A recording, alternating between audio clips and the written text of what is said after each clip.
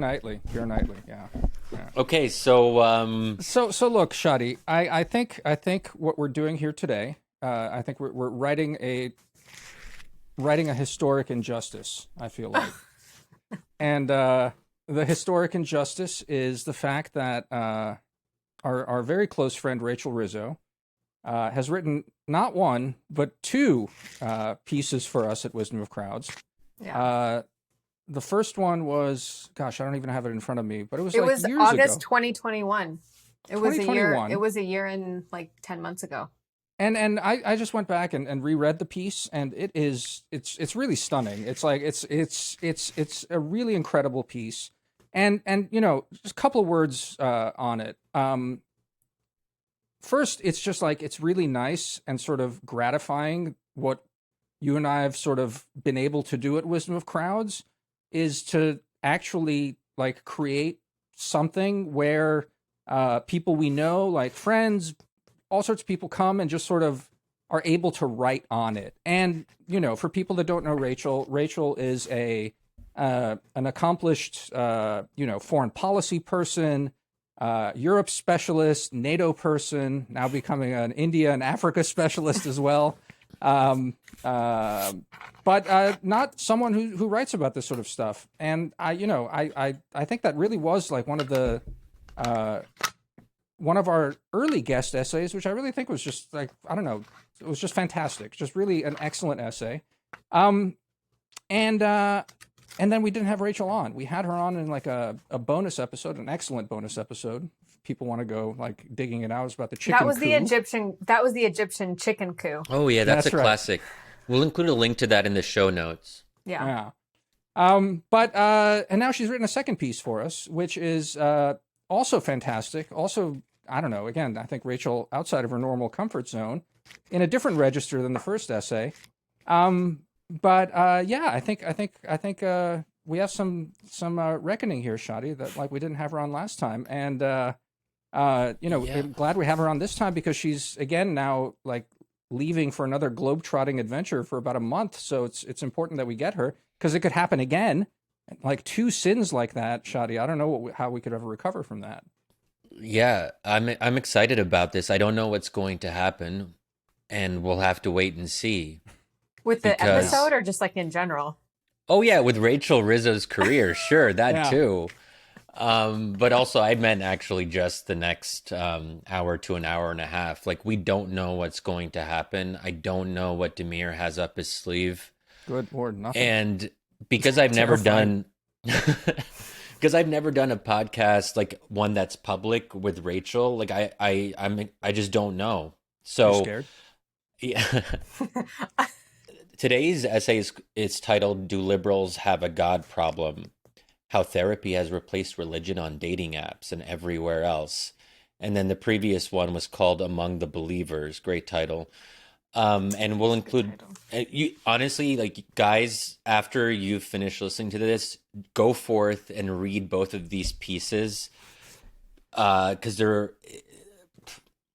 I'm not just saying this because Rachel's a good friend. When I was rereading the older piece on growing up non-Mormon in Utah, and I actually thought to myself, this feels like I'm reading a novel. The way that you just capture the experiences and kind of share them in a way that's open, frank, and insightful, and it's also just beautifully written as well.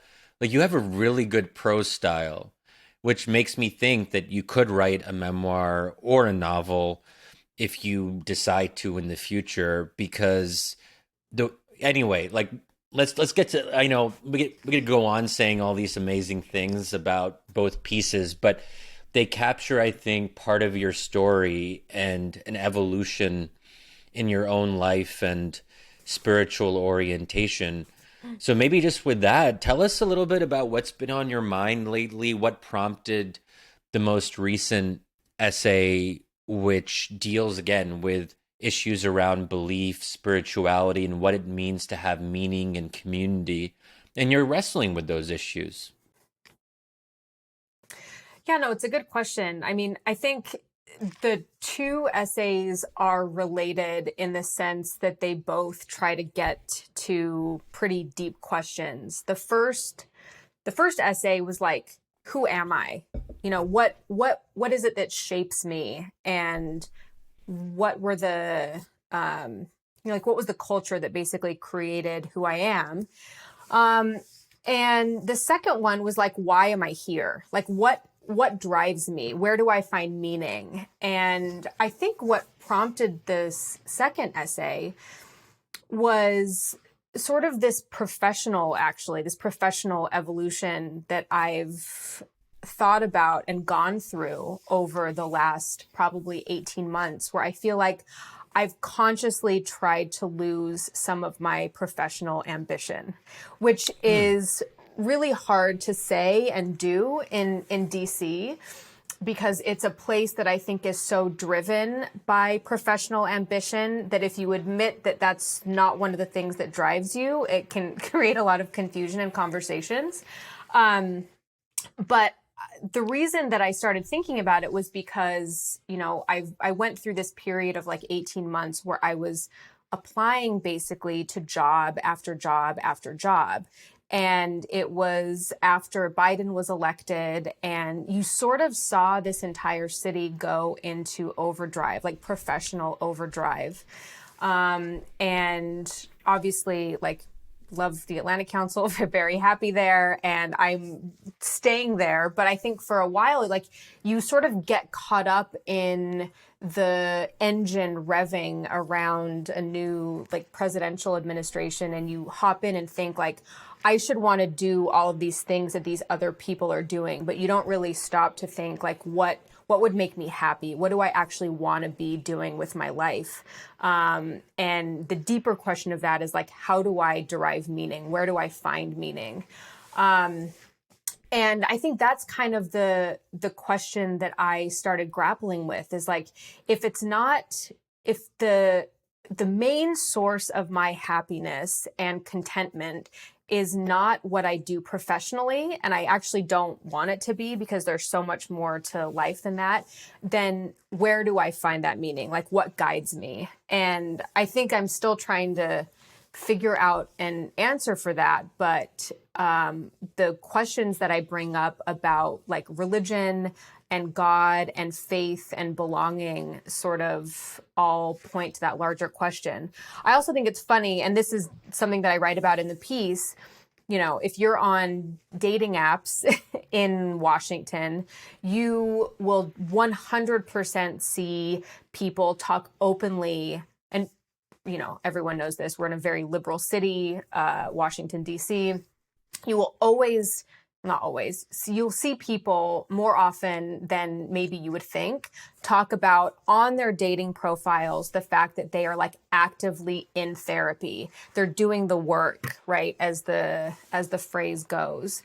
And I found that interesting because I see that a lot, but I rarely see people make open professions of religious faith of any kind. Like, you might have someone on their page say that they're Christian or Muslim or Jewish, but like going further than that, I think I would be really surprised to see it.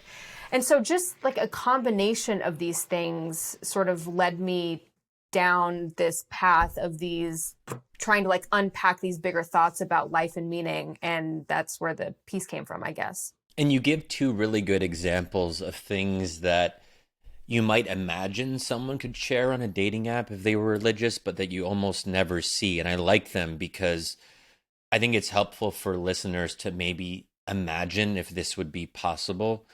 So one example is someone on a dating app saying, quote unquote, "We'll get along if you also go to church on Sundays." I've never seen that. Oh, I would. But so the reason that I said that specific thing is because like I'm thinking about the app Hinge specifically. Yeah. And it gives you these prompts, right? Like it gives you like the beginning of a sentence about, you know, tons of different things. Then like you fill the rest of the sentence out. So like, we'll get along if is a prompt on Hinge, and you can finish that with anything you want. So like, we'll get along if you're also in therapy is something I've definitely seen. And Shadi, like you just said, we'll get along if you also go to church on Sundays. Like, would be so surprised to see something like that. Yeah. I never have. Yeah. And the other example that you give is someone saying, one thing you should know about me is I'm a committed and practicing Muslim. Not going to see that one, probably. You're definitely not going to. No, you're not going to see that one. But you will say someone say, one thing you should know about me is that I am in therapy. But, or like one thing that you should know about me is I'm doing the work, and doing the work. Oh God, doing the work. So doing the work. Can we talk about, I do want to really talk about like doing the work, but maybe like I want to just sort of talk about it in a bit later when we get into like liberalism, because to me, that's like the insane thing about this, because do the work is that's what irritates me more than anything. It's not therapy, it's do the work shit, right? Yeah. Well, let me just like say now, I do not go on online dates. I open the piece, if you've read it, with I hate online dating, and I despise online dating. I've gone on 2 online dates in my entire life, one earlier this year, one in 2014. And so basically what I do on dating apps is I just scroll and I see people that are interesting, but like it never goes any farther than that. I don't know why. In other words, all of you are going to have to wait another 9 years for Rachel to get back on a dating app. 9-year increments. No, but let me ask you one thing. I mean, it's something, Rachel, when you were sort of like doing the edits to the piece, I think you and I were going back and forth on it. Shadi, have you gone on like Muslim dating apps? Because that's the thing. The other thing that part of the essay sort of highlighted for me is that there's kind of a segmentation in online dating. There's like those like Christian dating apps. There's like Muslim dating apps, and then there's like secular liberal dating apps, which the religion is therapy. It seems like so. They're segmenting by faith, right? Well, but there aren't secular liberal dating apps to my knowledge. Those are just the normal dating apps. So that's like but that's what I'm saying. Like the normal ones, they also have a faith. It's called therapy. Like you literally have like Jewish dating apps. You have like J-Date. You have the Salam app for Muslims, which I get ads for weirdly. Like I don't know why. After this essay, after reading the Quran. It's going to be off the charts now for sure. But like, it's funny, right? It's not that you have normal secular dating apps. You have therapy apps. Like literally it's mapping onto that now. Like you could legitimately do, I think probably a pretty, I mean, obviously people are registered to several apps at a time, but you have, it's segmenting by faith, and there's a secular faith. It also encourages you to segment your own personality, because if, as you say, someone's on multiple dating apps, if they're on the Muslim dating app, they'll emphasize their Muslimness to appeal to that particular audience. If they're on a quote-unquote secular dating app, they'll downplay that and maybe emphasize the language of self-care and therapy. So I hadn't really thought about this all that much, but I think, like, is that healthy? Like that. Something about that just doesn't seem particularly healthy. No, but let me I mean, push you specifically, Shadi, right? I mean, you're very serious about about meeting someone and the role that faith plays in that. So it makes plenty of sense that these apps are segmenting on faith like this. Yeah, sure. I mean, you're still sort of clinging to this idea that there are general apps, but they're not that. These are godless liberals with a faith in therapy, and you don't want that shit. Am I right? Yeah, I mean, certainly. I mean, yeah, I mean, I don't expect that I'm gonna marry a godless liberal, as you call them. I mean, but as I call them. But I mean, you can filter in dating apps like atheist, agnostic, and different things like that. So you can pretty much cross off anyone who self-identifies as an atheist. There is some adaptability there. Not to say that atheists are bad people or anything. No, but no, we wouldn't want to entertain such a notion.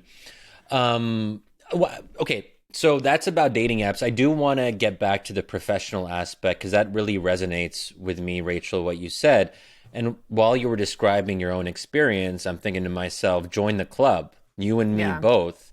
And I think we're both, we've both been contending with how we want to spend the latter years of our lives. Oh, that sounds a little bit. Oh, the latter years. The latter The years? Yeah. I'm 35. What? or let's say the second half of our lives. With you, it's different. Second half? Rachel's living to 110. What the fuck are you talking about? So Okay, fair.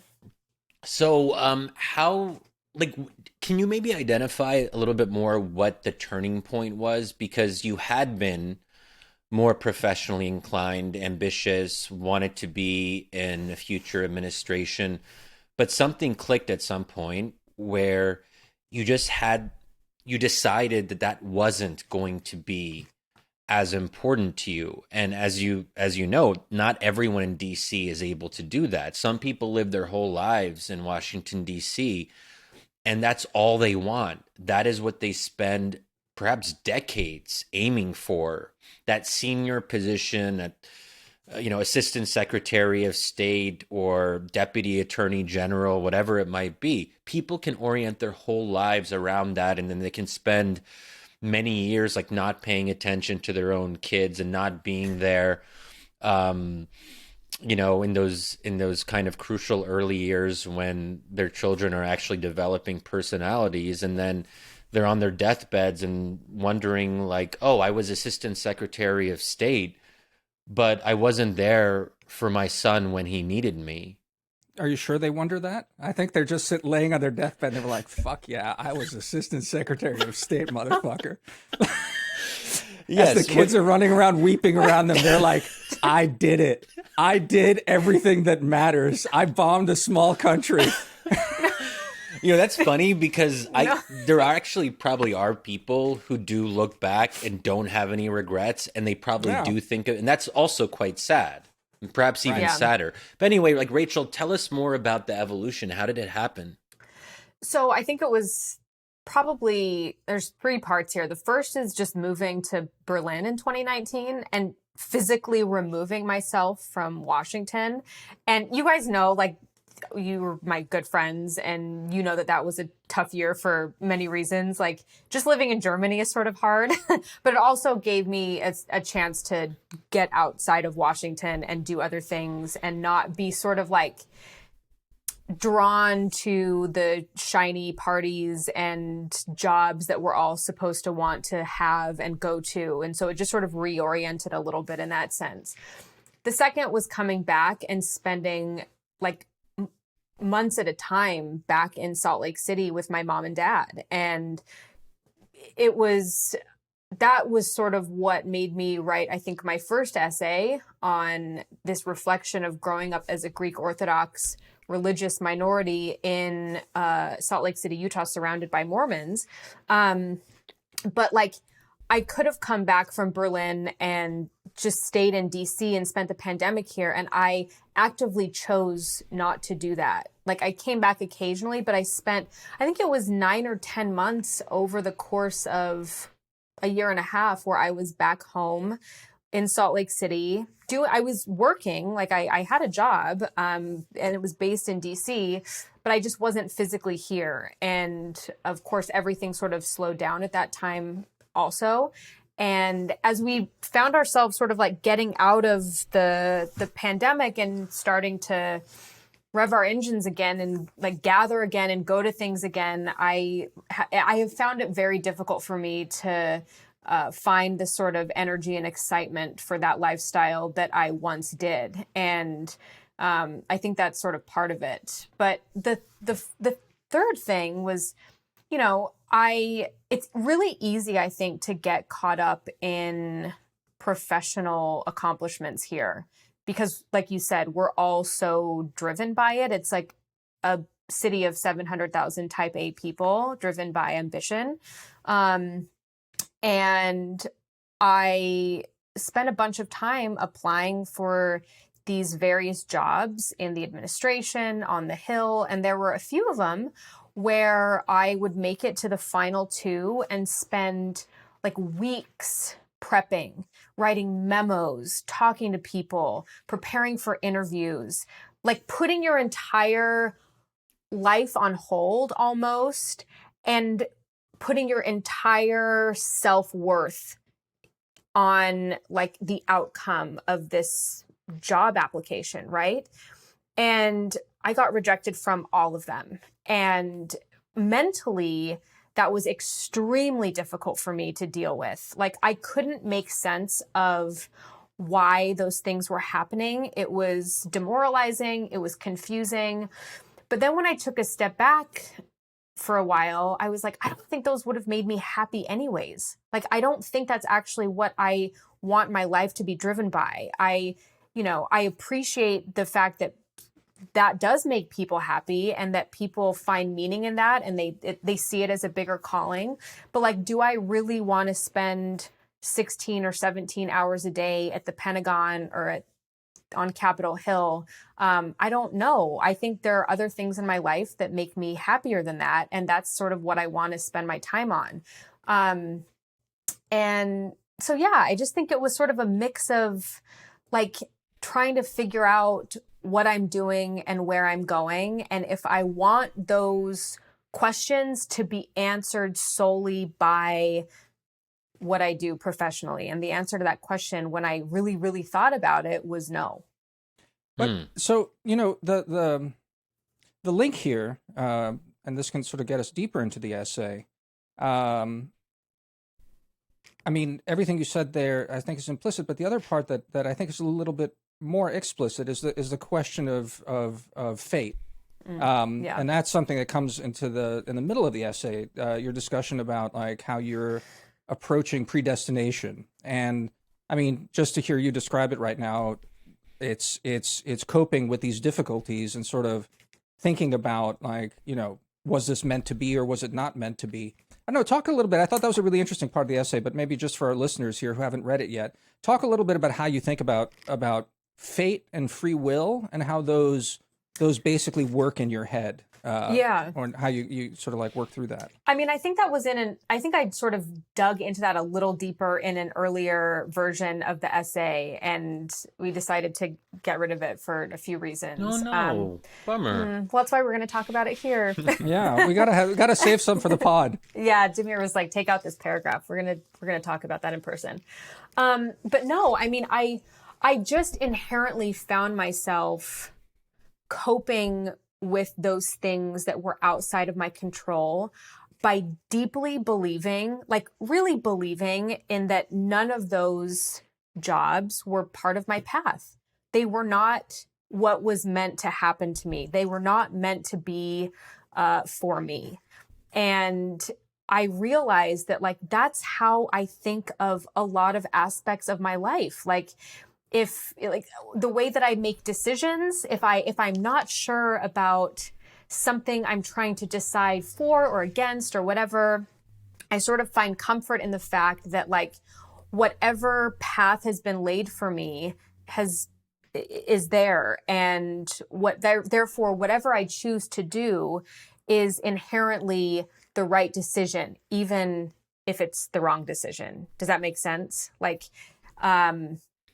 the way that I think about it is that I sort of talk about this in the essay, is that I see this idea of predestination and free will as complementary instead of contradictory. Like, us as humans, we are meant to we're meant to struggle. We're meant to be faced with difficulty. We're meant to make decisions every day. Some of them are very easy. Some of them are difficult. They're not always super difficult. Most decisions that we make are pretty mundane, if you think about it. But when dealing with the really tough questions of life and when dealing with things that are outside of our control, I find comfort in the fact that like it's part of a larger path that I am following, and that brings me comfort, I guess. Yeah, so this is Shadi, can you I want to ask you specifically like on this, react obviously however you want, but I want to know how you think about free will. We've kicked this around a bit before in episodes, but I mean, I think you've talked about like how this stuff functions in Islam, but I'm also just curious how much Rachel's approach resonates with your approach on this sort of stuff. and in general, because I think this is one of those, into philosophy, it's one of the most interesting and provocative things about how to think about life. So I'm just curious specifically how you do it before you even pivot into different questions. Yeah, yeah. Okay, so my basic view, and I'm going to oversimplify things here, is that God knows what we will do before we do it. So, in some sense, our lives and our fates are written. But I think that that's a difficult thing for people to get their heads around because they think, well, if something is written, that means I may not have as much choice or agency in certain matters as I might think. Because after all, it's known, it's written, and so forth.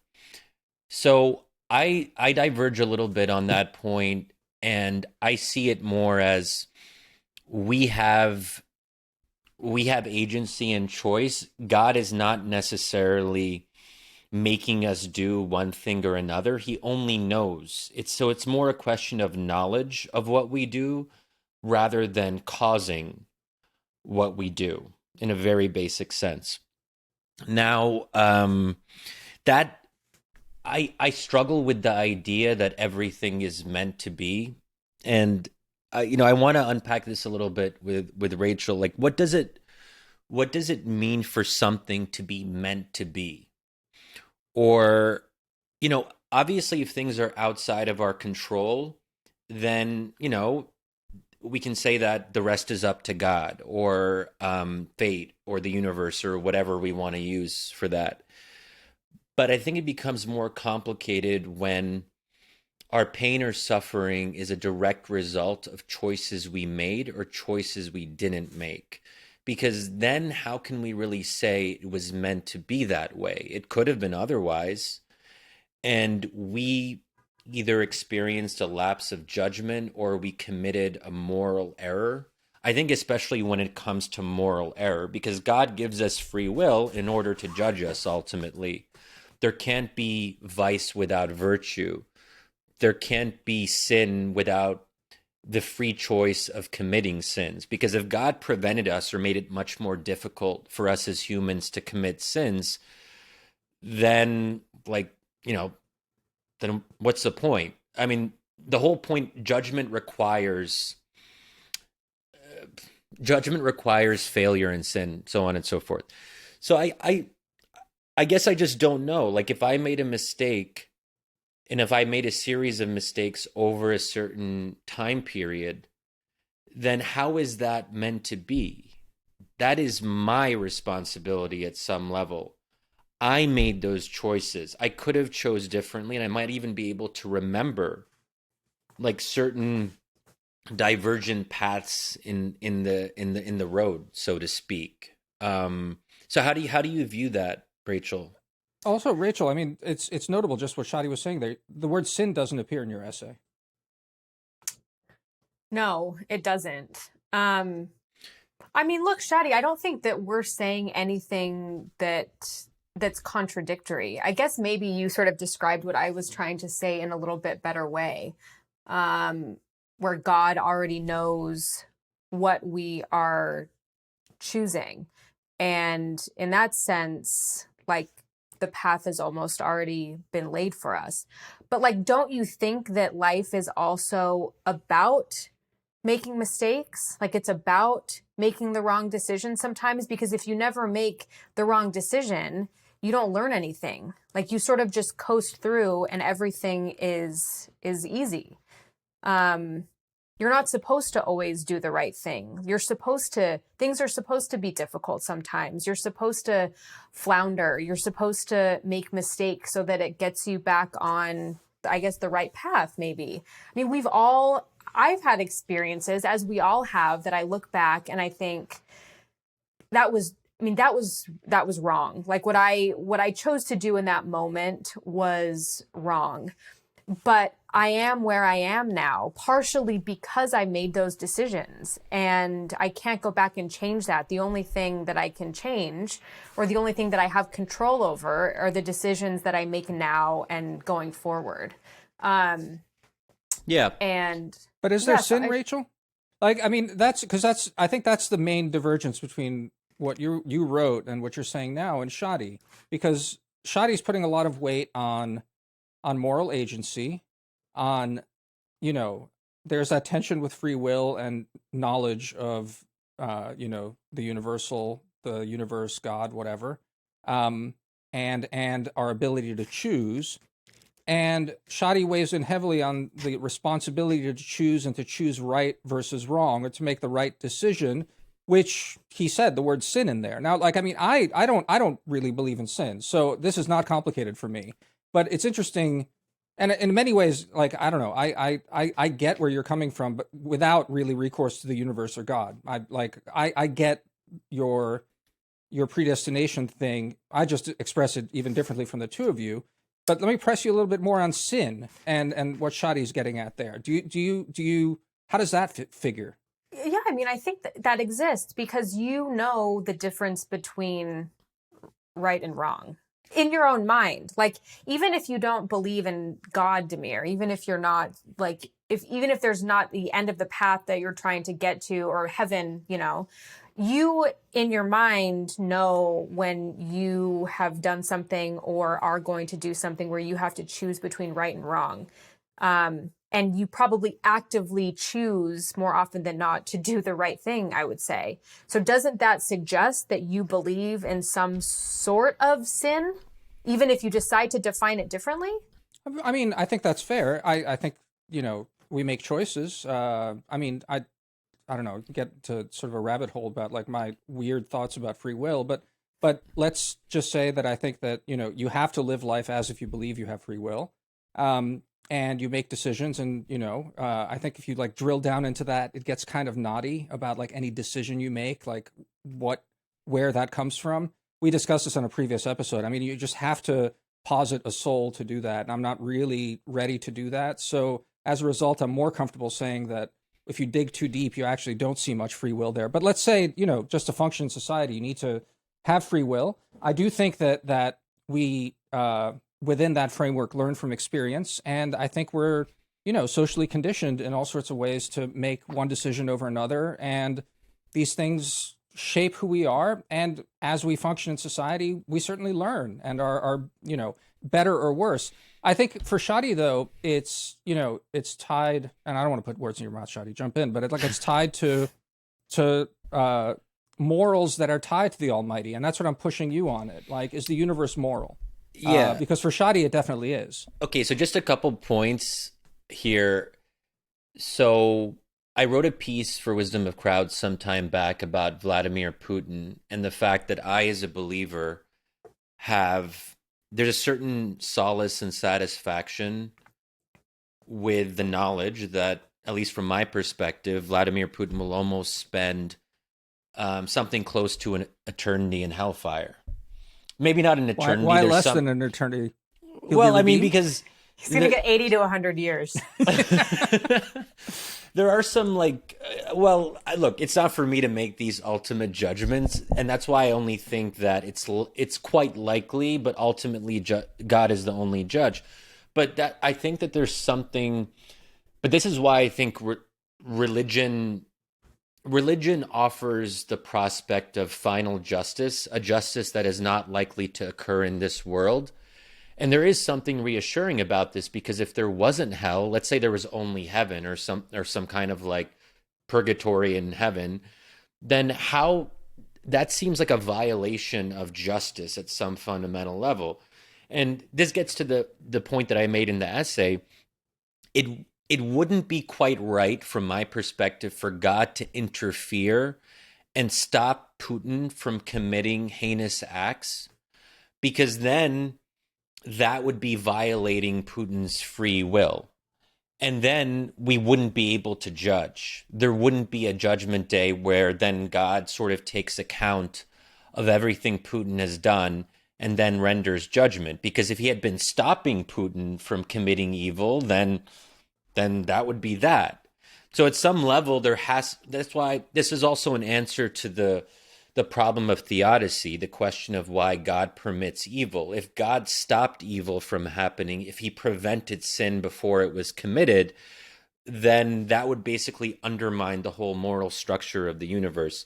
So that's just one point. But, on what Rachel said about mistakes and learning, well, I think what was also interesting about Rachel's description, I think she's getting at something.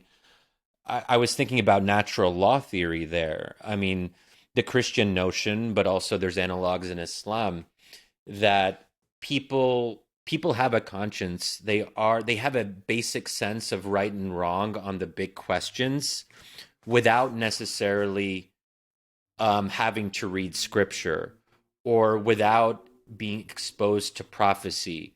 That even if you put someone in a random island in the middle of nowhere with no knowledge of traditional religion, they will incline towards, oh, well, maybe I shouldn't kill the other people on this island because you've read Lord of the Flies, yeah? Yeah, but that's a novel. That's a novel, and it's completely untrue. If you put a bunch of children, they don't turn into feral beasts on an island. They develop a moral code. Well, yeah, I don't believe in the account of morality that we have in Lord of the I was going to say Lord of the Rings. Lord of the Rings. Lord of the Rings as well. Yeah. But look, I mean, so if God is our creator, then presumably he inscribed something is written in our hearts, even if we don't realize it. This is the idea behind natural law, like from a Christian perspective, that it's there. And when I was listening to what Rachel was saying, she's like, on average, we tend to do more good than bad, or a lot of us don't commit murder. Like, it's actually kind of incredible when you think about it. The vast majority, I don't know, something like 99.7 or 8% of humankind does not commit murder. That is a powerful thing. Like, how is that even possible? What? Well, there's also other things that most humans don't do. Like, most don't steal. Most don't.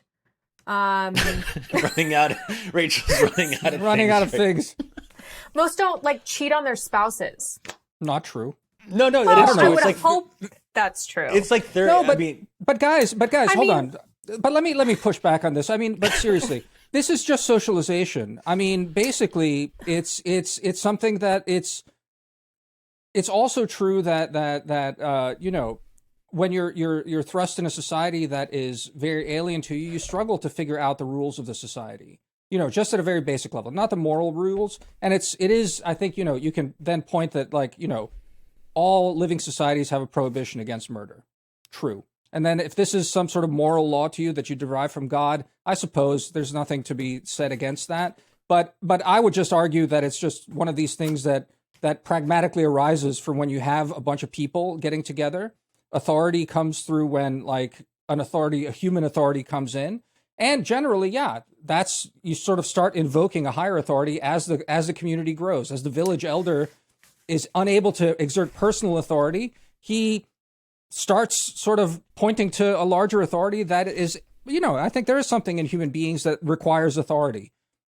Absolutely. And that's how external legal stuff. I've got a theory that doesn't require God for you, which I would just posit to you is without faith, without the leap of faith, at least as plausible on the merits as anything you're gesturing at here. You don't have to buy it, but I'm just saying, there's a leap here that, you're free to make. I just want to push you that there's a leap here, that it's not self-evident. Natural law is the least self-evident thing to me personally, that there is. Right, but Damir, I'm being, to be just slightly flippant here, it sort of doesn't matter a whole lot what you think on this question, because if God exists, sure, but that's the point, and he created point. you, then you don't really have much of a say in the matter. Fine, that's is Damir going fine. to hell in your eyes, Shadi?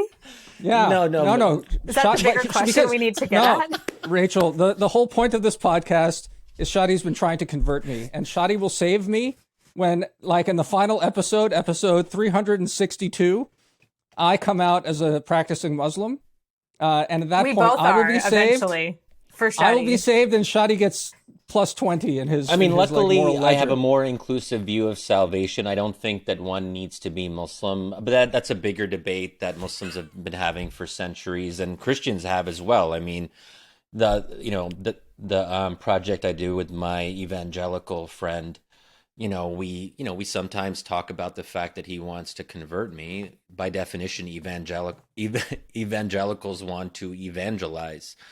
But okay, But your before I lose, flippancy, Shadi, but just on the flippancy though, like, I mean, you're just proving my point that sure, like to a believer, it doesn't matter.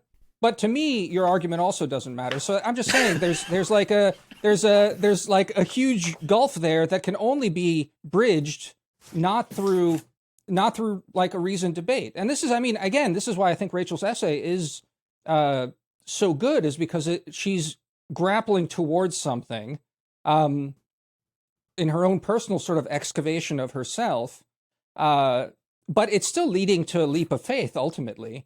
That's why I was sort of pushing on the question of evil, and that's how we ended up on this question of just like moral judgments outside of God. My only point to all of that was that I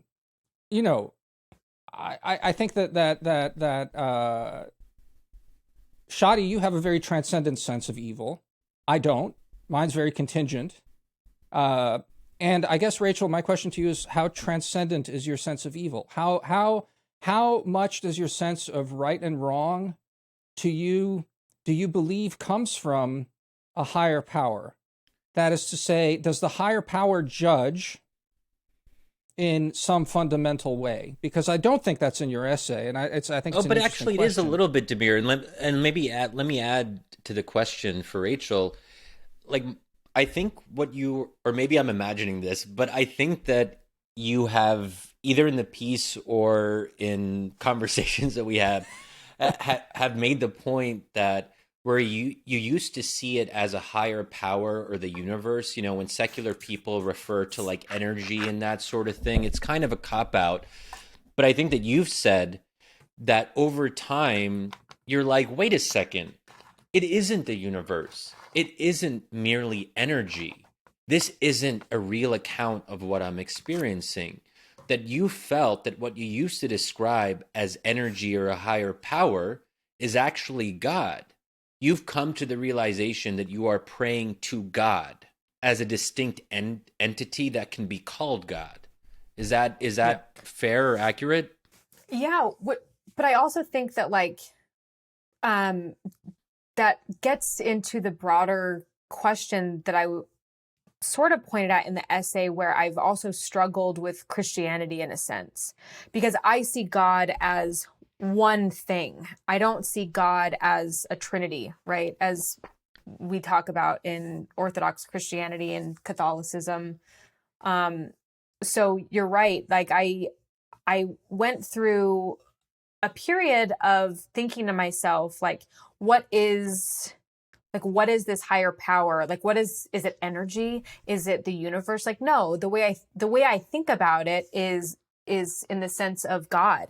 And there's someone, I'm actually not sure who this person is, but they wrote a comment on the piece on Substack today. Do you guys care if I go back and look at it really fast? Sure, because I think it's actually super interesting. Read it aloud and read it in a dramatic voice, as Shadi often does when he reads things. I'm trying to go back and find this because you guys, this is my first day with a Substack account and I still have no idea how to work this. Okay. Here's the piece.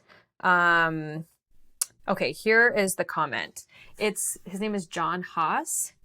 And he said this is as dramatic as I'm going to get. That first step from something, the universe, cosmos, ground of being, whatever, to admitting it's God is a huge one. It changes everything, or should and will, if we keep going.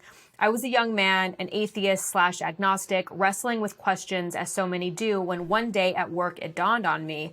I haven't admitted it even to myself yet, but I think I believe in God. I wasn't ready to embrace it though, and my next thought was, put this aside until you have some time to go out into the desert and meditate on this. And then if you still think so, you can admit it to yourself. It was an odd experience in that I was confronted with layers of consciousness I wasn't previously aware of. But then I really felt that if I delayed, it would be a disaster, a betrayal even of some kind. Anyway, keep going. It's an adventure like any relationship. Wow. That is, I didn't see that comment. That's remarkable. I read it earlier. It's really incredible, especially the part where he says, I was confronted with layers that I wasn't previously aware of. But then it really felt if I delayed, it would be a betrayal of some kind. And that, I think, kind of got to the heart of how I started thinking about this in the last little while. Like, if I believe in God and I still actively choose not to acknowledge that, like, I'm betraying something here. Like, this doesn't seem right to me. But if you believe in God, presumably he would know that deep down you believe, even if you haven't formally or publicly acknowledged it, right? He would see that in your heart. Well, what do you mean acknowledge it? I mean, No. Acknowledge it to myself. Like, talk about it openly. And I say that in the way, kind of going back to what we were saying about, you used to say things like the universe, and then you started saying God. As soon as I sort of came to this conclusion that, like, it's not the universe for me, it is God. And if I don't talk about that, if I don't acknowledge that openly, then there's like some sort of betrayal there. But I just thought that was a really well thought out comment. It was, and I read it too, but let me then like push you on it, because those parts are really well written, but the part that really jumped out at me was the keep going part. And so let me throw this out there for you, and then you react. So far in our conversation, I feel like you're still pushing back on the idea that God is a moral force, that still morality inheres in individuals and choices, and the good and bad is a judgment that comes from human beings, which I think is, as you said in your piece, you're a liberal millennial, brought up in a broadly secular, you're raised religious and lived in a religious sphere in your first essay, but you've grown up as a modern millennial liberal secular, more or less, and you're realizing that that's not fully right. Is it fair to say that like you're now just only grappling with the moral aspect of it, this thing that I'm pushing between you and Shadi? I mean, I think Shadi feels that, again, Shadi, correct me if I'm wrong, that like, moral goodness comes from God, and I don't think yet you're quite there, Rachel, but you might get there. Is that fair? I would rephrase slightly to say I don't think moral goodness is possible without God, which is slightly different. Fair. So, Rach? So does that mean Damir is immoral? No. I don't mean that people can't be morally good. I just mean that ultimately it emanates from a creator. That it's not accidental. It's not sort of a contingent product of evolutionary design. That there is something that led this to be. And everyone has it, whether or not they're a believer at some level. That's more, yeah. That's sort of what you think. But the important thing, though, again, just to push on this, is that question of keep going. Like, I feel like that would be the leap to make you like a full, call it believer, is to give moral agency to this force in a way I don't think you do yet. But Damir, keep in mind that what I've described isn't how all believers view these issues. No. This is a very particular approach that I have based on my own background and study. And even Muslims among themselves disagree on some of these points. I'm not saying you're representative of Islam. I am making a claim, though, that I think what the commenter is making, I think it's the same claim as I think he identified this in Rachel's piece, and I'm trying to sort of tease it out, is the keep going part, that you're not quite there yet, that you feel like that you've stuff has been revealed to you, or you've come to realize certain things, but that like there's still a path to travel to being actually truly faithful, whatever. No, I mean, there's faith. That's getting, the words are getting messy there. But like maybe to become truly religious, or is to ascribe morality to, as you said, Shadi, like the moral universe. To understand the universe as a moral thing, morality has to be ascribed to it somehow. It doesn't.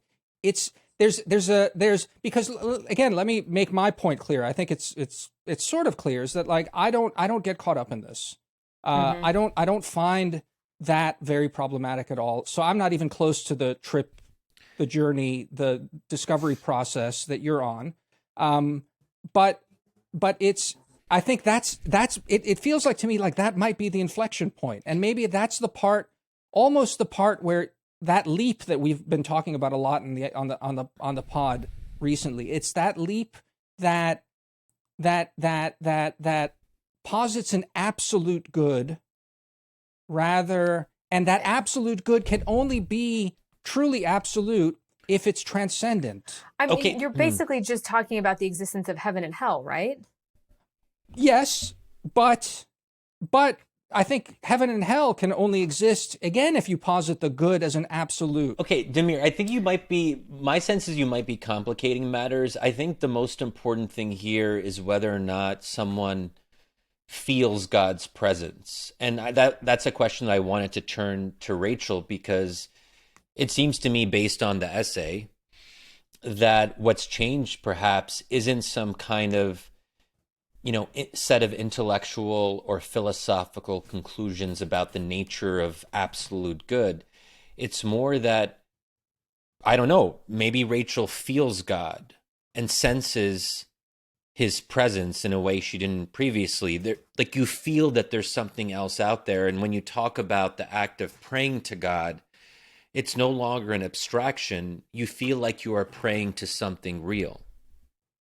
I think I've always felt like that. But how you talk about something real, I think, is what maybe has changed a little bit. So you feel his presence?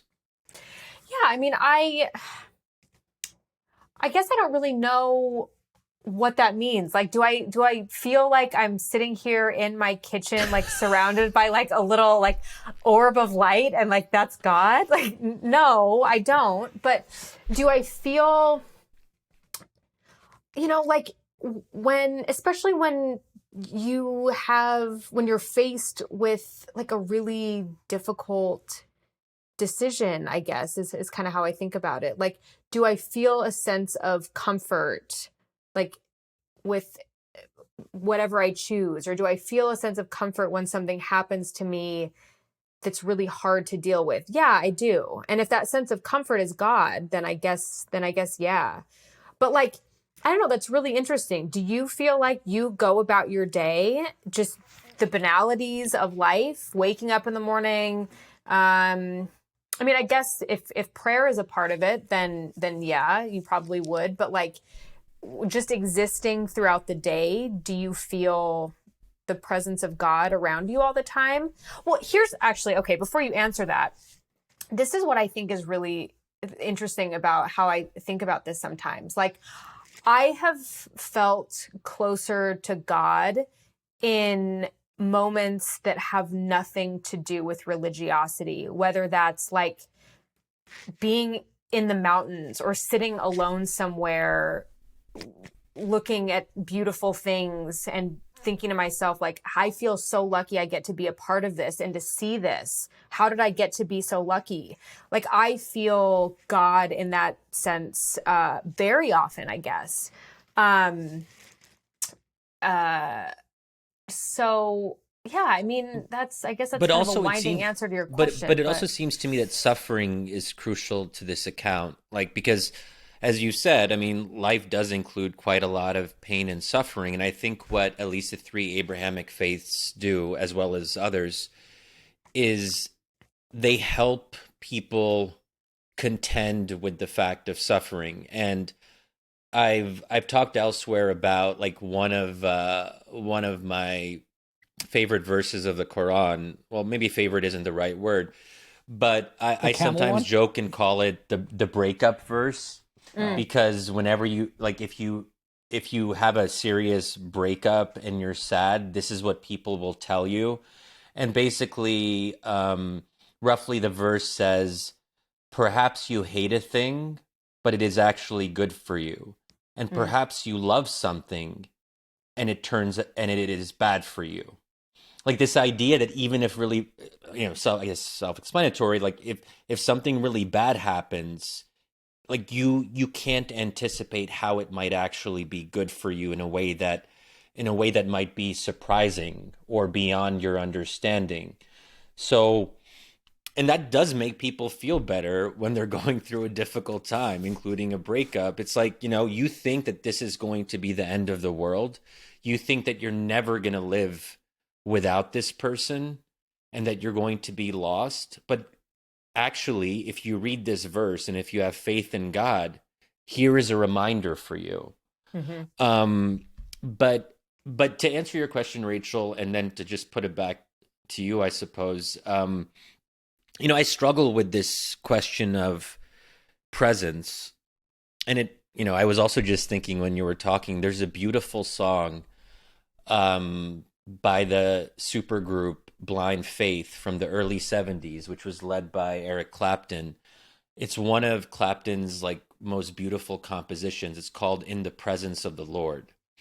And he's never done something quite like that since, and we can include a link to that song in the show notes. I love it. But anyway, I think that I tend to approach religion in a more intellectual way, precisely as Damir was describing. So everything Damir is saying about like a broader account of morality and transcendence, these are things I think about a lot and I intellectualize them. I'm trying to move away from that approach a little bit and to have a more direct spiritual connection with God, because I ultimately feel like life shouldn't be experienced in thought, or it shouldn't only be experienced in thought. Life should be experienced as experience, as something more visceral and intuitive and direct, without always sort of oh, well, let's conceptualize, because concepts in a way can take you further away from the source of inspiration. A concept is a concept. You're creating a narrative. You're adding words to something that maybe doesn't need so much words or so much quote unquote thought. Yeah. I don't know if that makes sense, but and maybe that's also kind of maybe too dualistic, and it's not a binary, because obviously, but intellectual and spiritual, they're not separate, but sometimes there can be a tension. What I think is interesting too, maybe this sort of flows from what you were saying, when it comes to practicing religion, I mean, religion, I think, is supposed to make your life easier rather than harder. And I think if you don't actively practice it, you're just left with a million choices to make all the time. And it's up to you to sort of decide, like, how do I want to approach this specific situation? If you are guided by certain religious principles, that sort of makes some of those decisions for you. Like it makes your life a little bit easier, and that you can choose to do or not to do certain things because you sort of hold this belief system that you follow, and therefore like your life is a little bit easier. Yeah. So in the sense that like it maybe takes some of your takes some of your choice away, but like in a good way, I guess. Yeah, it addresses the paradox of choice. Yeah, exactly. Yeah, because it's overwhelming, and we've talked about this in previous episodes, that part of the crisis of loneliness and despair is that people are assaulted with all these different possible lives they can live, and it becomes very difficult to know which one is the right life. You sort of talked about this. I think it was Arthur Traldi. Is that his last Oh, name? Oliver Oliver. Traldi, yeah, Oliver that Traldi, tweet yeah. thread, yeah. Who did that tweet thread talking about like sometimes I don't feel capable of living my own life because there's only one of them and it's so profound. Like that's so I feel like religion can help with that in a way, in that it simplifies your life a little bit.